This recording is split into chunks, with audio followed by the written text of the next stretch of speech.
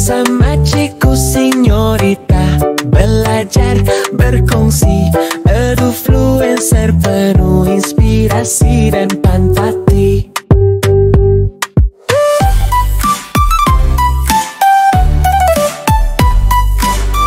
Halo adik-adik, pernah tak pening kepala tengok tawaran diskaun 50%, rebate RM50? Mana satu lagi best sebenarnya? Nampak macam sama, tapi tak sama langsung. Jom hari ini kita kupas satu-satu pasal diskaun, rebate dan voucher ini supaya lepas ini andalah yang jadi shopper paling bijak. Kita mulakan dengan yang paling biasa, iaitu yang paling kita semua kenal, iaitu diskaun. Perkataan ini memang ada di mana-mana saja kan? Tapi betulkah ia semudah yang kita selalu fikir? Jom kita tengok. Baiklah, kata kunci untuk diskaun ini senang sahaja. Sebelum bayar, inilah kepuasan segera yang kita suka itu. Nampak harga dah dipotong pada tanda harga. Bayar pun harga yang sudah dipotong. Tidak payah tunggu-tunggu, tidak payah tuntut apa-apa. Terus jimat masa pada masa itu juga. Cara dia berfungsi pun, senang gila. Tengok harga, asal tolak aja diskaun itu dan bakinya, itulah yang kita bayar. Mudah kan? Terus kepada intinya. Memang best.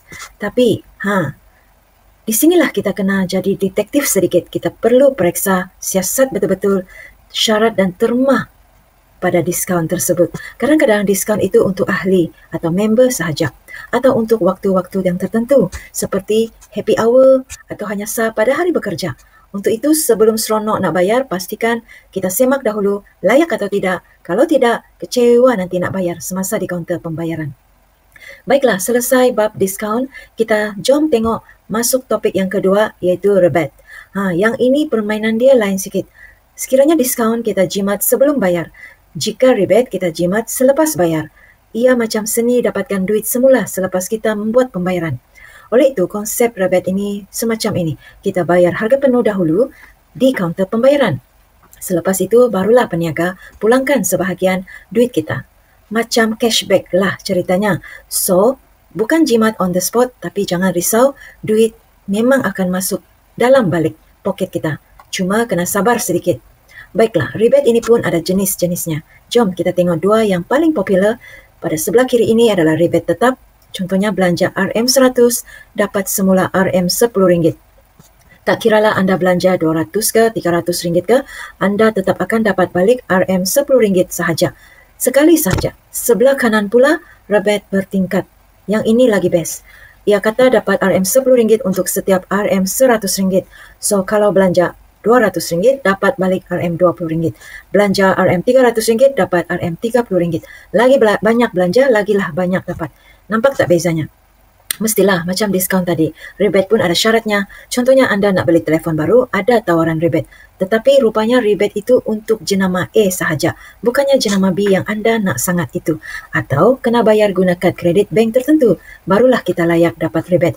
Untuk itu sekali lagi jangan lupa baca tulisan kecil itu ya. Okey, yang terakhir untuk hari ini voucher. Fikirkan voucher ini sebagai hadiah daripada anda yang sekarang kepada anda di masa hadapan. Pembelian hari ini bagi anda kuasa untuk jimat esok.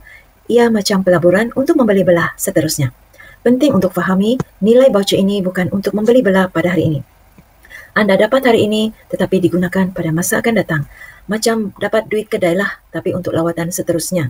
Bagus juga kan? Ada alasan untuk kita datang balik ke kedai itu. Ini yang sangat penting. Peraturan emas bila ingin menggunakan voucher.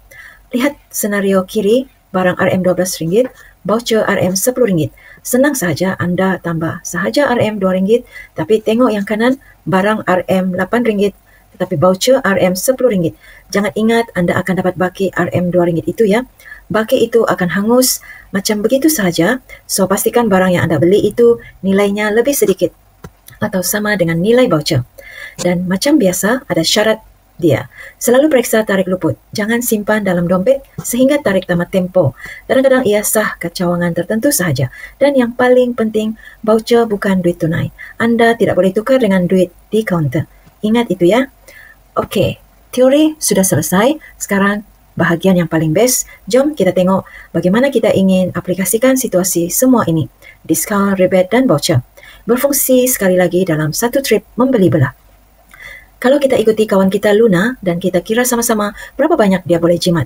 Jom. So, Lina dah ada kat kedai sukan. Dia berkenan dengan 2 set pakaian. Sukan 1 RM179, manakala satu lagi RM159. Jom kita kira. Jumlah harga asal sebelum apa-apa adalah RM338.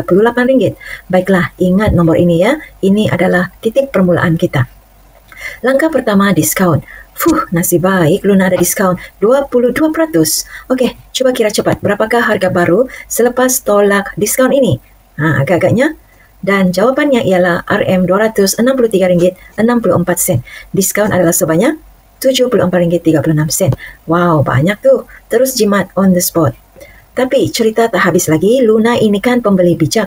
Dia teringat ada voucher RM20 daripada pembelian sebelum ini. Dia pun bagi kad juruang dan zas, harga turun lagi jadi RM243.64. Hebat kan? Dan tunjuk penjimatan yang terakhir. Luna gunakan kad kredit yang ada 5% rebate.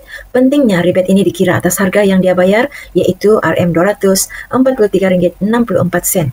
So, dia akan dapat balik lebih kurang RM12.18. Ini bermakna kos sebenar untuk semua barang dia hanyalah RM231.46. Dari RM338 menjadi RM231.46. Memang jimat banyak. Baiklah, sebagai kesimpulan, ini adalah helaian rujukan untuk anda. Senang sahaja nak ingat, diskaun untuk jimat sekarang, rebate pula untuk mendapatkan duit semula dan voucher untuk jimat membeli bela pada masa akan datang. Sekarang, nanti dan akan datang. Mudah sahaja kan? Baiklah, soalan terakhir untuk adik fikirkan. Sekarang dah faham beza semua ini. Yang mana satu kegemaran adik? Anda jenis yang suka jimat on the spot dengan diskaun atau jenis yang sabar untuk menunggu rebate masuk balik, ataupun anda seorang yang perancang yang sangat suka kumpulkan voucher untuk masa hadapan? Tidak ada jawapan yang betul atau salah, semuanya hanya ikut cara kita. Cuba fikir-fikirkan. Selamat berbelanja dengan lebih bijak.